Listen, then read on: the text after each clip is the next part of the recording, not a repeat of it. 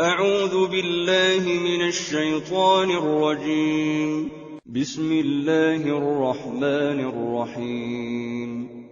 يا أيها المزمل قم الليل إلا قليلا نصفه أو انقص منه قليلا أو زد عليه ورتل القرآن ترتيلا إنا سنلقي عليك قولا ثقيلا إن ناشئة الليل هي أشد وطئا وأقوم قيلا إن لك في النهار سبحا طويلا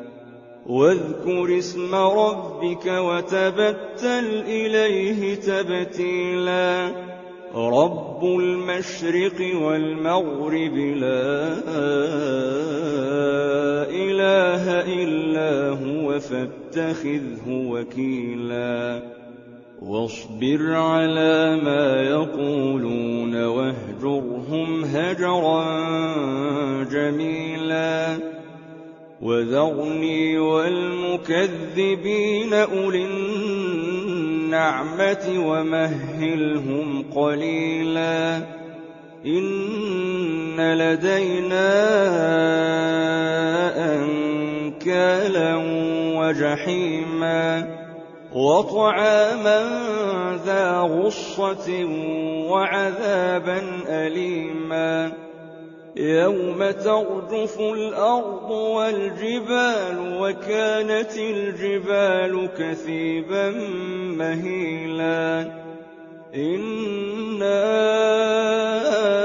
أرسلنا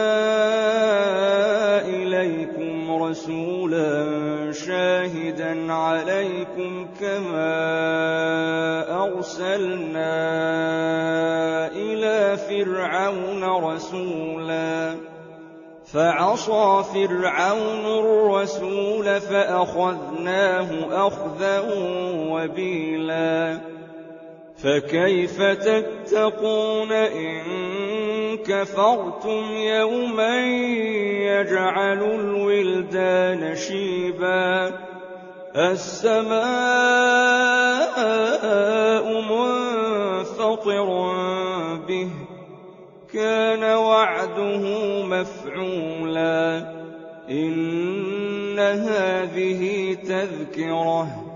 فمن شاء اتخذ إلى ربه سبيلا إن ربك يعلم أنك تقوم أدنى من ثلثي الليل ونصفه وثلثه وطائفة من الذين معك والله يقدر الليل والنهار علم أن لن تحصوه فتاب عليكم فاقرؤوا ما تيسر من القرآن علم أن سيكون منكم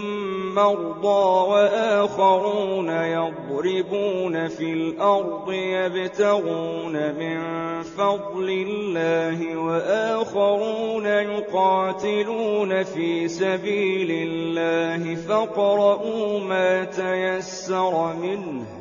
وأقيموا الصلاة وآتوا الزكاة وأقرضوا الله قرضا حسنا وما تقدموا لأنفسكم من خير تجدوه عند الله هو خيرا وأعظم أجرا واستغفروا الله إن الله غفور رحيم